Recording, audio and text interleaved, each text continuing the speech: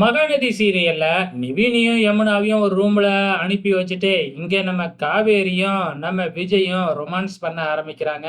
என்னதான் ரொமான்ஸ் பண்ற மாதிரி பேசினாலும் வந்து பார்த்தீங்கன்னா, அவங்க மனசுக்குள்ள இருக்கிற அந்த ஈகோ இன்னும் விட்டு குடுக்காம இருக்கிறாங்க. அதாவது முதல்ல நீ சொல்லுவியா? இல்ல நான் சொல்லுவியா? நான் சொல்லுவனா? அப்படிங்கிற அந்த ஈகோ தான்.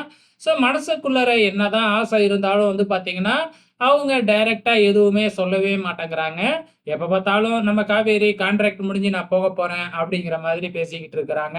ஸோ கான்ட்ராக்ட் வந்து இனிமேக்கு இல்ல அப்படின்னு விஜய் சொல்லுவாப்ல அப்படின்னு சொல்லி காவேரி எதிர்பார்க்க, அங்க நம்ம விஜய் வந்து வேற எதிர்பார்க்கிறாப்ல. ஸோ இப்படி 2 பேரும் ஒருத்தருக்கு ஒருத்தர் நீ சொல்லுவியா? நான் சொல்லுவியா? அப்படிங்கிற மாதிரி எதிர்பார்த்துக்கிட்டு இருக்கிறாங்க. ஆனா அதுக்குள்ள வெண்ணிலாவ எப்படியாச்சும் கொண்டு வந்து நிப்பாட்டிடணும் அப்படின்னு இங்க ரோகிணி வந்து நம்ம அஜய் கிட்ட சொல்லி மிரட்டிக்கிட்டு இருக்கிறாங்க. இங்க அஜய் என்னடான்னா, அவங்க அப்பாவ கூப்பிட்டு, இந்த மாதிரி அந்த ராகினி வந்து என்னைய டைவர்ஸ் பண்றேன்னு சொல்றா. 1 வாரம் தான் எனக்கு டைம் குடுத்துருக்கா. அதுக்குள்ள அந்த வெண்ணிலாவ கண்டுபிடிச்சு கொண்டு வந்து இங்க நிப்பாட்டணும் அப்படின்னு சொல்றாங்க. ஆனா நம்ம அஜயோட அப்பா பணம் தான் குறியா இருக்கிறாப்ல. அவ எப்புட்றா உன்னைய டைவர்ஸ் பண்ணுவா? அப்படியே அவ டைவர்ஸ் பண்றா அப்படின்னா, நம்ம ஜீவானந்தம் கேட்போம். ஜீவானந்தம் கேட்டு டைவர்ஸ் குடுத்துட்டு வேற பொண்ண உனக்கு கல்யாணம் பண்ணி வைக்கிறேன். அப்படிங்கிற மாதிரி டயலாக்லாம் அடிச்சுக்கிட்டு இருக்கிறாப்ல. ஆனா அஜய் இருந்துகிட்டு இல்லவே இல்ல. நான் அவளோட தான் வாழ்வேன். எப்படியாச்சும் அந்த வெண்ணிலாவ நீங்க கண்டுபிடிச்சு கொண்டு வாங்க.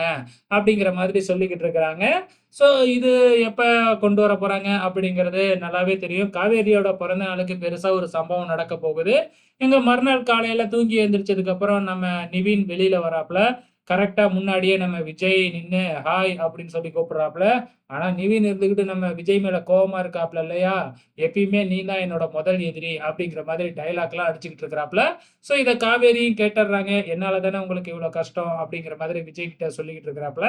கவலைப்படாத காவேரி அதெல்லாம் பார்த்துக்கலாம் அப்படின்னு அவரும் சொல்லிக்கிட்டு இருக்கிறாப்ல. ஸோ இனி என்ன நடக்க போகுது அப்படிங்கிறத வெயிட் பண்ணி பார்க்கலாம்.